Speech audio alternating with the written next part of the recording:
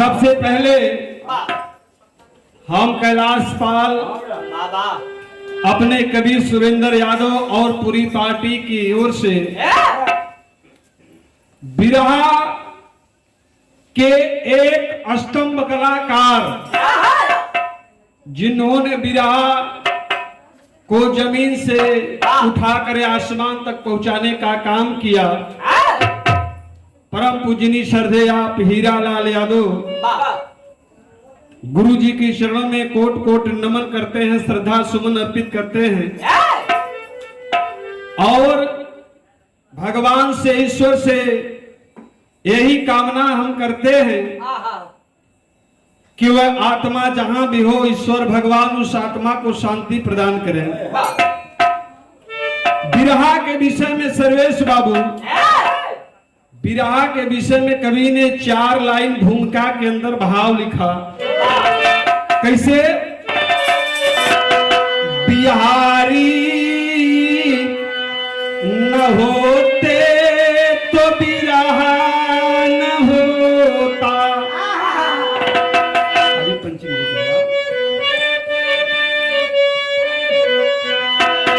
न सजता सुघर उनका ऐसा बगीचा, स्वामी जी के कृपा से सफलता मिली।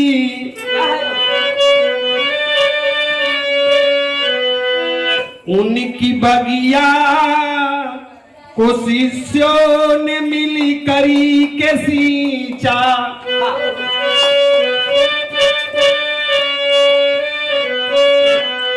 उन्हीं शिष्यों के जरिए बढ़ी उन्हीं की गरिमा।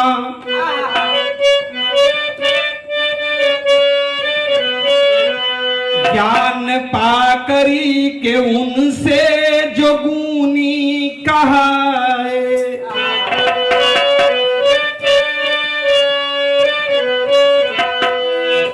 परम पूज्य अपना सब माने उन्हीं को,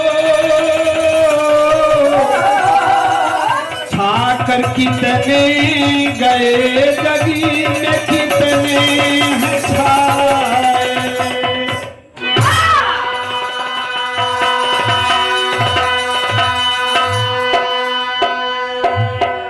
ये भैया कवि ने बताया कि बिरहा की दुनिया में बिरहा के जनक कहे जाने वाले बिहारी गुरु, जिनके 8 शिष्य हुए, 8 शिष्यों में एक शिष्य गुरु रमन के घराने से, जिनकी देख रेख में तैयार हुए परम पूजनी श्रद्धेय आप हीरालाल यादव जी।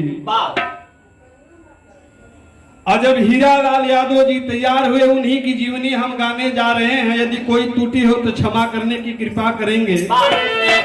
एक लाइन सर्वेश भैया गजल का अंदाज हो, कौन हो?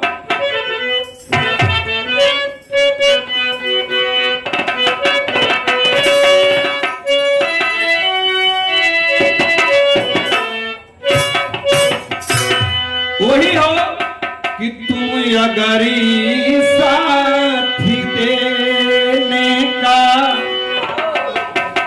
तुम अगरी साथी देने का, अरे अजी वादा करो मैं यूं ही मस्ती में लुटा।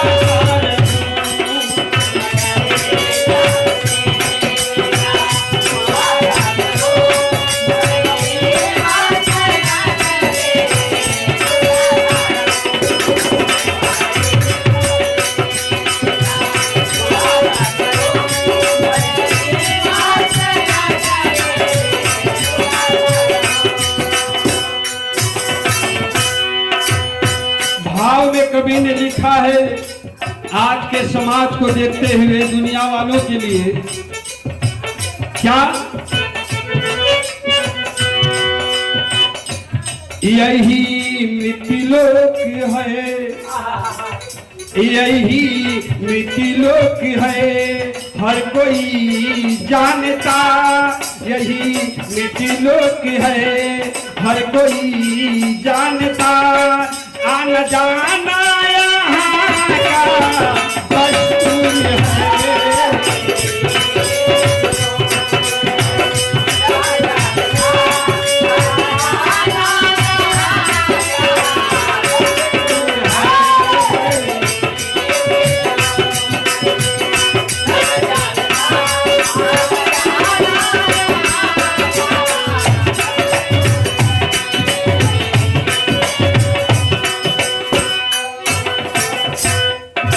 यही मृत्युलोक है, हर कोई जानता आना जाना यहाँ का अजी दस्तूर है। कर्म अच्छा किया ले जन्म जो कोई, कर्म अच्छा किया ले जन्म जो कोई, उसके गुण को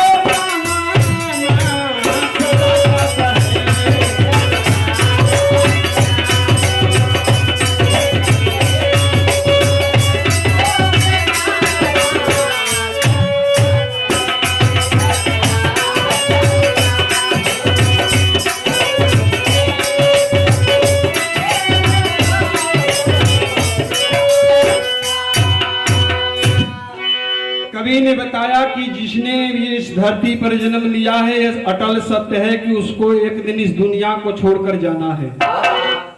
चाहे वो कितनो बड़ा ज्ञानी हो, चाहे कितनो बड़ा विद्वान हो, चाहे कितनो बड़ा पहलवान हो, सबको एक दिन इस दुनिया को छोड़कर जाना है। लेकिन इतिहास के पन्नों में नाम उन्हीं का अंकित होता है जो कि समाज के लिए, दुनिया के लिए कुछ करके गुजर जाए। कहानी की शुरुआत होती है, कहानी की शुरुआत होती है भगवान भोलेनाथ के त्रिशूल पर्वती काशी नगरी से। आखिरकार सर्वेश बाबू काशी के नगरी हौ का एक एक लाइन से बना के आवा।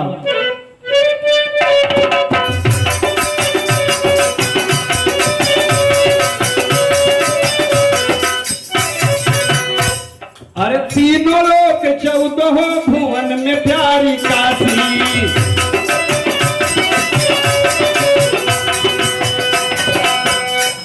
ऋषियों की तपो भूमि कहलाती पापनाशी।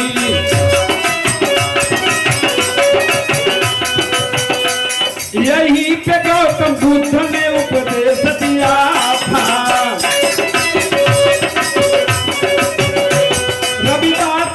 कबीर का इतिहास मिला था। हुए कहानीकार मुंशी प्रेमचंद भाई, यही बजाई बिस्मिल्लाह खान ने सुनाई। काशी के पहलवान ऐसा काम कर गए,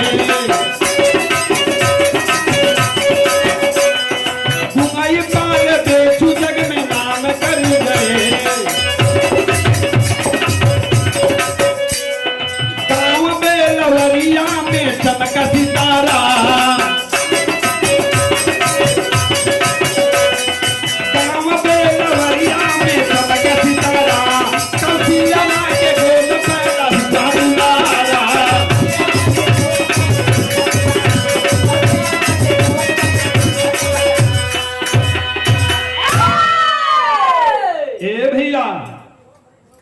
काशी की नगरी के विषय में कवि ने बताया कि काशी की नगरी पूरे दुनिया में, पूरे विश्व में एक बड़ा अलग पहचान बनाकर रखी है। एक से एक मुनि, एक से एक विद्वान, एक से एक कलाकार, एक से एक पहलवान पैदा हुए। इसी धरती से, गांव सभा बेवरिया से कहानी की शुरुआत होती है। वही गांव सभा बेलवरिया में ये भैया भूधर यादव औरत का नाम कौशल्या बतावल गया। छोटा सा परिवार रहल। वाह परिवार में एक बड़ी बरियार खुशी का लहर दिखाई देलस। कौना रूप में दिखाई देलस, तर्ज बदल गई भैया। कौन की था भैया?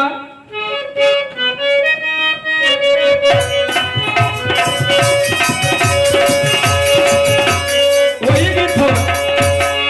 गीत के हमारे रामोद भाई बड़े मन से गावल हैं। अरे हरियर टिकुलिया लहरेदार,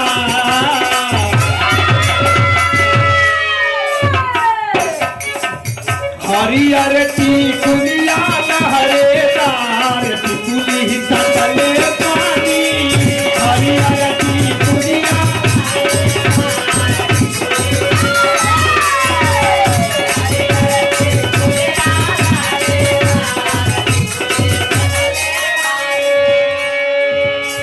ए भाई, खुशी कौना रूप में सामने आई हो, भाव में कवि ने लिखा है कैसे?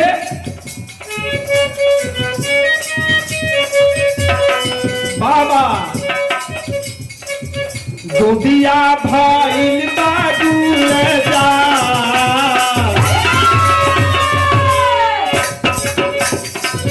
गोदिया भाईल बाजू जार, बबुआ जनमल तारे, गोदिया भाईल।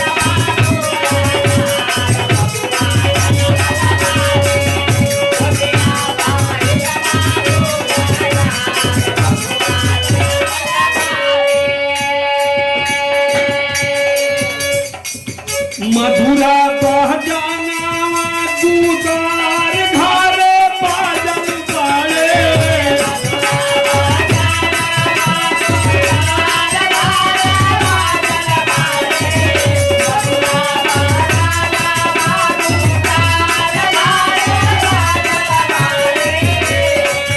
अंगना भाईल बाजू लजार, बबुआ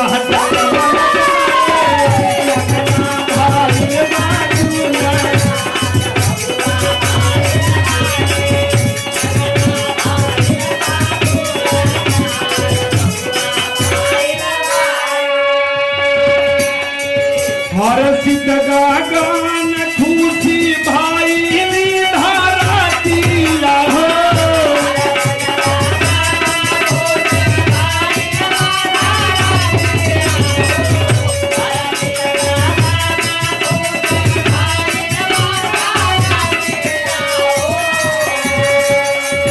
बाबू माई निरखा लाल के सुरातिया हो,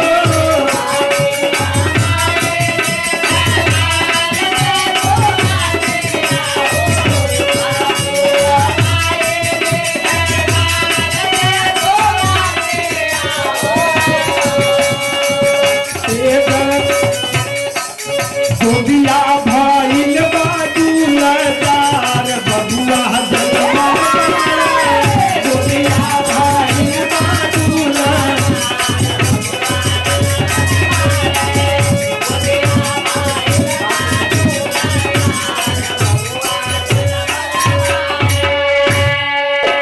बात समझ लिया। बाबू गुदर यादव के घर मतारी कौशल्या के गर्भ से तल से एक लड़का पैदा भइला।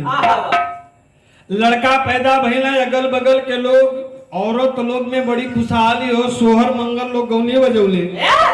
बाबू गुदर यादव चल गए पंडित जी के यहाँ।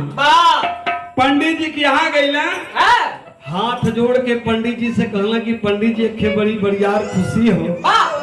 पंडित जी कहला का बात हो गुदर भाई?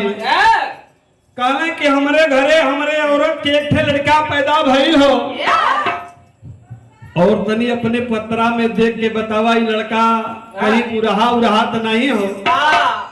पंडित जी पत्रा खोलना देखला, और जबने समय बाबूजी पत्रा खोल के पंडित जी देखला, गुदर यादव से कहला कि ए गुदर भाई, ये जो तुम्हारे घर में औलाद जन्म लिया है, ये तुम्हारे कुल का हीरा है, हीरा। एक दिन इस हीरे की चमक पूरा भारत पूरी दुनिया देखेगा। इतना बात बाबू गुदर यादव जब सुनला पंचो, हाथे में पंडित जी के 2 रुपया दक्षिणा थोलन, सस्ताई के जमाना रहल, 2 रुपया दक्षिणा देना वापस घरे अइला। कौशल्या से कहे लगल कि पंडित जी बतावत रहल कि लड़का बड़ा भाग्यशाली हो। कहले कि बढ़िया बात हो, भाग्यशाली हो, बढ़िया हो। ए भैया धीरे धीरे समय बीता लगल, और जब समय बीता लगल तो बिरहा में तर्ज बदल गया। भैया आज गाड़ी धनी महाबुद्धि है राजा जी।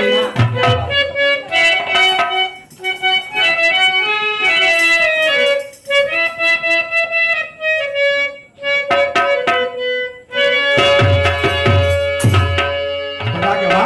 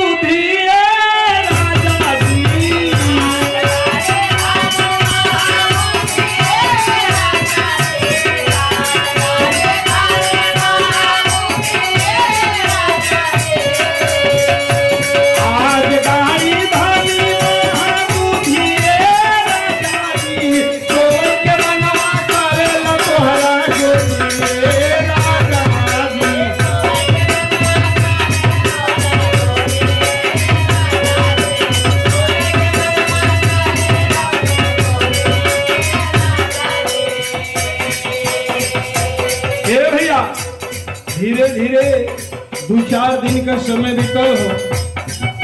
मतारी पूछली कि ए भाई आखिर का ये लड़का का नाम का रखा है? भाव में कवि ने लिखा है का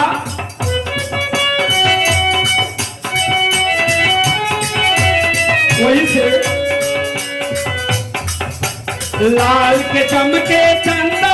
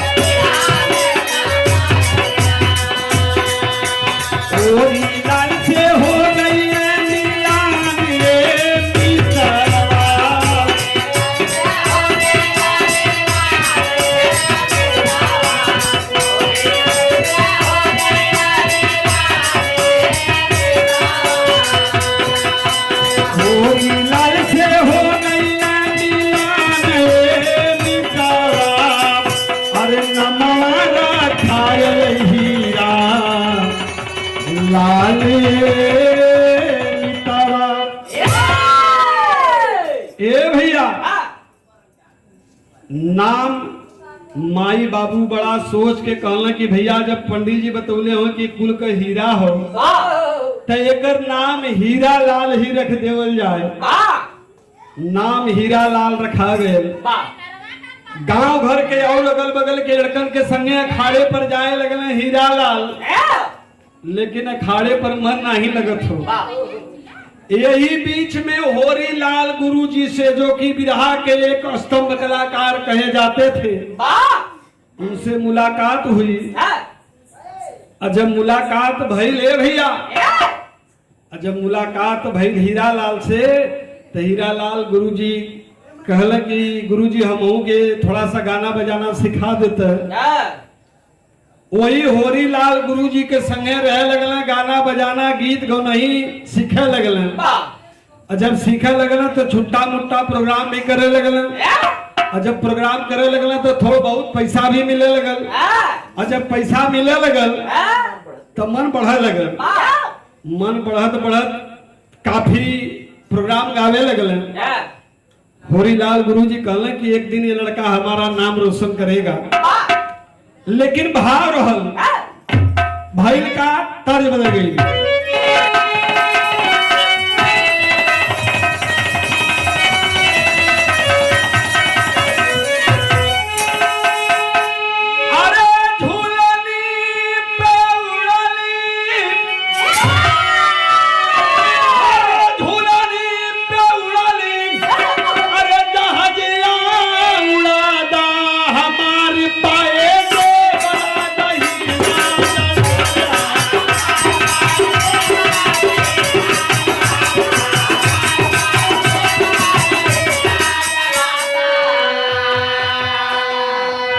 भैया लेकिन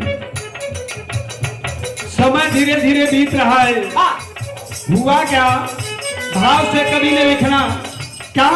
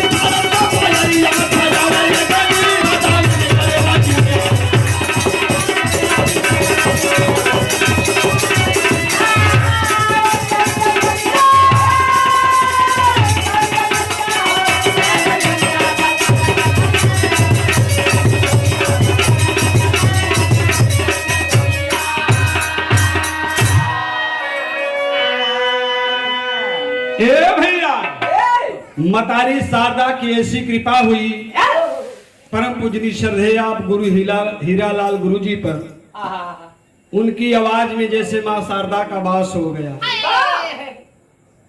विरह में काफी मान सम्मान शोहरत पाने लगे और जीव जान से विरह पर ध्यान देने लगे, गाने लगे, बजाने लगे। यही बीच में छन्नू ढोलकिया प्रकाश भाई जी के लोग सूरदास कहें, सूरदास से मुलाकात हुई। हीरालाल गुरुजी कहले कि सूरदास दोनों आँखी के तू भाई विकलांग हुआ, केकरे दुआरे टहरबा आवा, हमारे संगे रहा, हमारे में ढोल बजैया, तुहार हिसाब बारी तो के टाइम से मिल जाल करी। रियाज से छन्नू ढोलक वाला बाबूजी हीरालाल गुरुजी को ढोलकिया पेटेंट बन गई। बिरहा और चढ़ानी पर हो गई। आज बिरहा बाबूजी बुलंदी पर होए लगल। यही बीच पारिवारिक जीवन में हीरालाल गुरुजी की पत्नी से 3 बेटी और 6 बेटे हुए, 3 बिटिया और 6 बेटवा। हीरालाल गुरुजी गांव सभा बेलवरिया के छोड़ के हुकुलगंज पांडेपुर में जमीन ले लो, वही ठिया रूम बनोलो, वही ठिया रह लगल। समय धीरे धीरे बीता था, लेकिन भाव लग गई। मास्टर बाबू तरी से दोहा का अंदाज हो।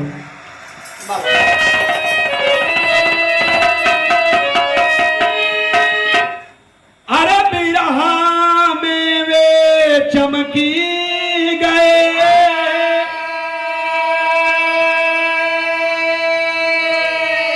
मछली सहरी कांड जब गाए हैं, छूटा बिरहा कजरी गा करी, सबके दिल में जगह बनाए हैं।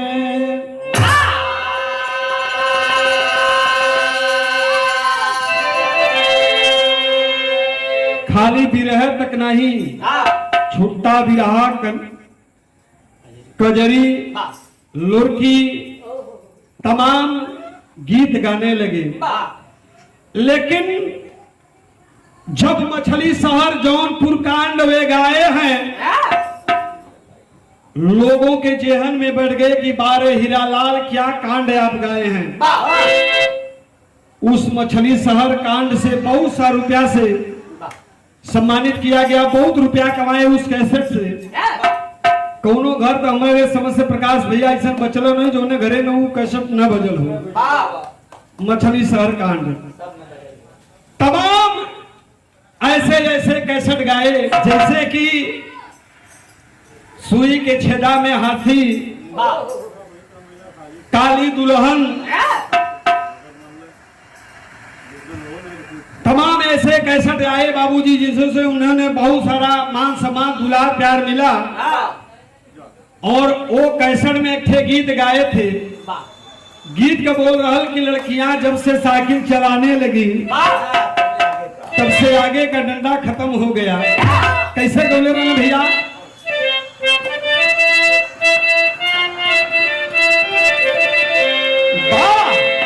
कि लड़कियां जब से साइकिल चलाने लगी, तब से आगे का डंडा खत्म हो गया।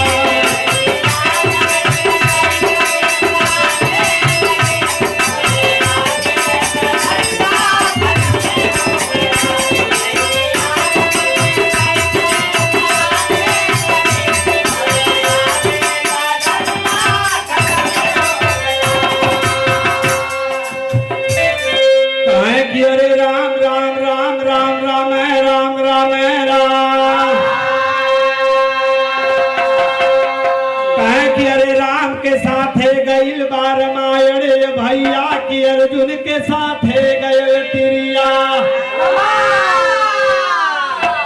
अरे सहदेव के साथ अरे गयल पोथिया पतरा, अरे पंडित बाचत बाई रे भैया, अरे पंडित बाचत बाई भैया, अरे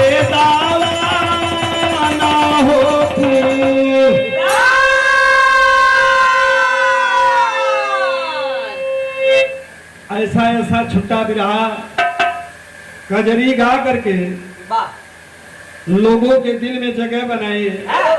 समय धीरे धीरे बीत रहा है बाबूजी, लेकिन तेरी का भाव लगे भैया।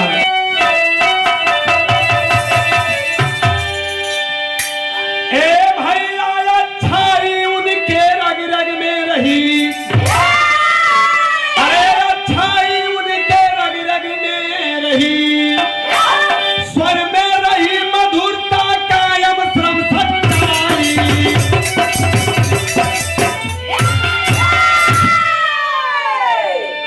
ए भैया स्वर में रही मधुरता कायम श्रम सच्चाई, अच्छाई उनके रग रग में रही।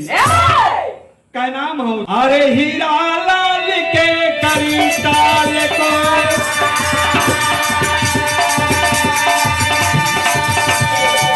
लोगों ने खूब सराहा है।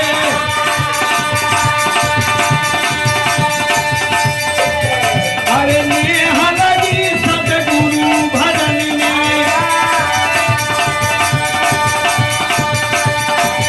सतगुरु को शीश झुकाए हैं। गुरु रामदेव बंधाई सदा से वे जमकर बिरहा गाए हैं। अरे उल्लू गुरु पारस के संग में, उल्लू गुरु पारस के संग में बिरहा की जोड़ी बनाए हैं।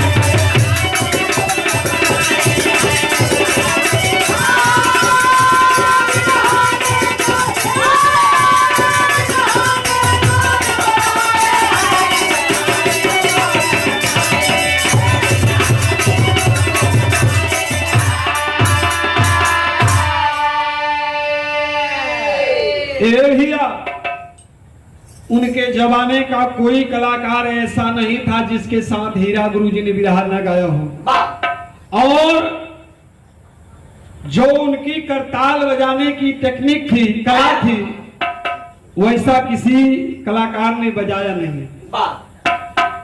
लोगों ने बहुत सराहा कि बार हीरालाल क्या आप करताल बजाते हैं। समय धीरे धीरे बीतने लगा बाबूजी। अंतिम समय आता है जब वृद्धावस्था आई, तब भैल का सारंग विदेशिया से भाव लिया। सारंग विदेशिया, सारंग विदेशिया का भाव हो। अरे पितली सा मैया भैया अली बुढ़ाइया हो, अली बुढ़ाइया हो,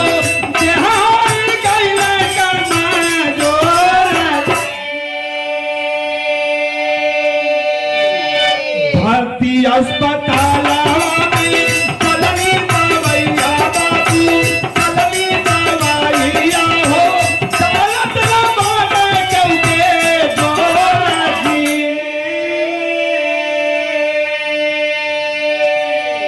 पीएम नरेंद्र मोदी लिहला खबरिया हो, लिहला खबरिया हो, उड़ा सुगनवा पिंजरा छोड़ा जी।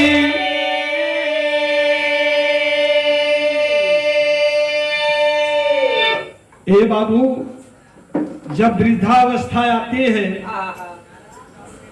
धीरे धीरे देह कमजोर होने लगी और ये शरीर से आत्मा अलविदा धीरे धीरे कहने लगी। जिस समय पीएम भाई नरेंद्र मोदी जी को पता चलता है कि काशी के धरती का एक हीरा, जो कि भारत रत्न सम्मान से भी सम्मानित किया गया, राजकीय पुरस्कार से भी सम्मानित किया गया, ऐसा कलाकार आज इस दशा में है, अस्पताल में भर्ती है। पीएम साहब स्वयं फोन करते हैं, हाल चाल लेते हैं। हाल चाल लेने के बाद पता चला बाबूजी कि 12 मई 2019 के यह शरीर से आत्मा हमेशा हमेशा के लिए छोड़कर चल देती है। और जब छोड़कर आत्मा चलती है तो बाबूजी कहना बा तब पतरा ही राम जी को।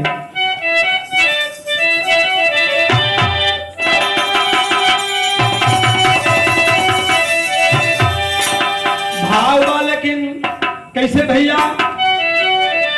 अरे सुन के खबरिया सो किती, अरे काशी के नगरिया बाबू,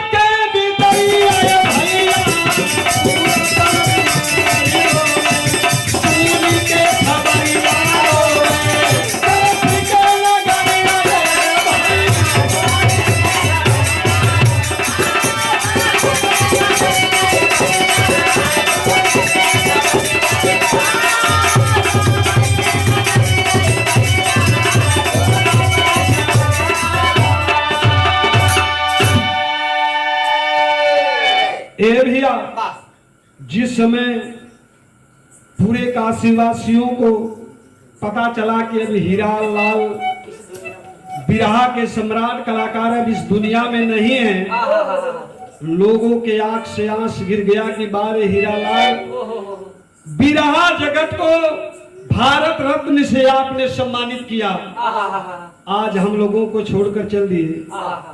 लेकिन भइल का पापड़ के लाइन से भाव भैया,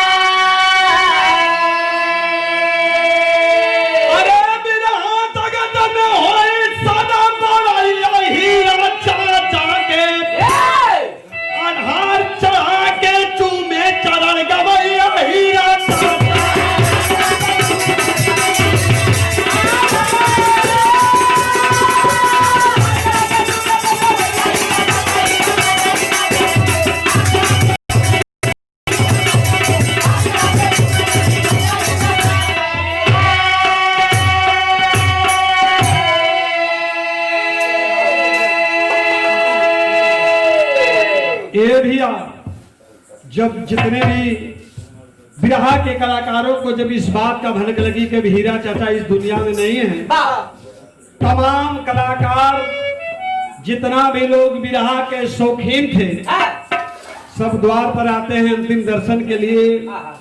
फूल माला से लाश को अंतिम संस्कार के लिए ले जा रहा है, राजकीय सम्मान से सम्मानित किया गया, अंतिम विदाई हुई। लेकिन ये भैया, जौने समय बिरहा जगत के धुरंधर कलाकारों को पता चला है, कहनाम है का अरे रोसा बिरहा के सदल फूल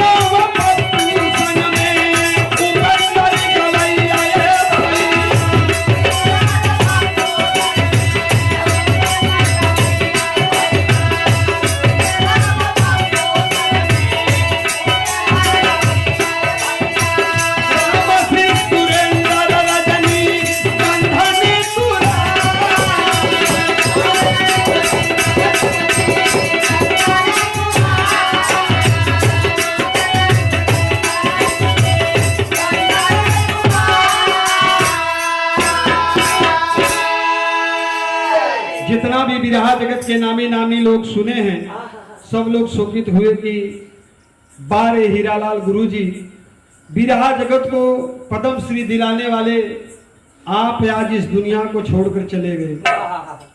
सबको दुख है कि आखिरकार बिरहा के अब पद्म श्री पुरस्कार से सम्मानित के कराई। अंतिम लाइन से का नाम है बाबू कैसे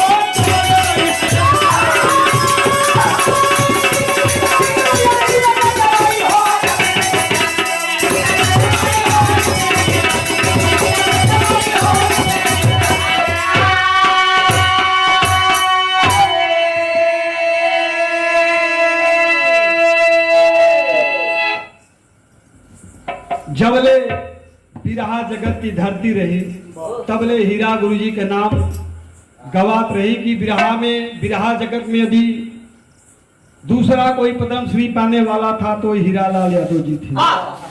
आगे वाली लाइन से वही फैसले हैं भैया। अरे भूले ना भुलाई हीरालाल के संगीतिया अली खान सुरेंद्र का बीता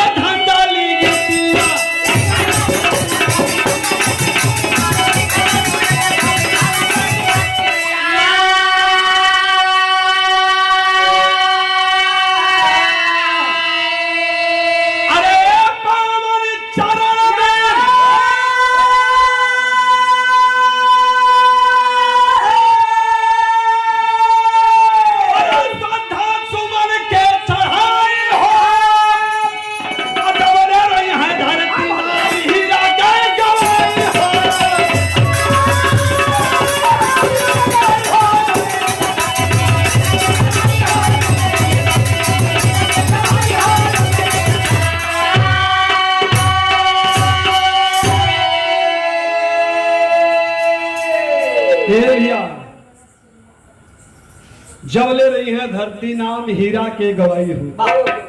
एहिठिया तक कवि जी के अंतिम संकेत में लिखे के पड़ल कि जे भी चाहे कितनो बड़ा ज्ञानी हो, चाहे कितनो बड़ा गवैया हो, चाहे कितनो बड़ा बजवैया हो, सबको इस दुनिया को एक दिन छोड़कर जाना है। गुरु बिहारी गुरुपत्तू जी अमर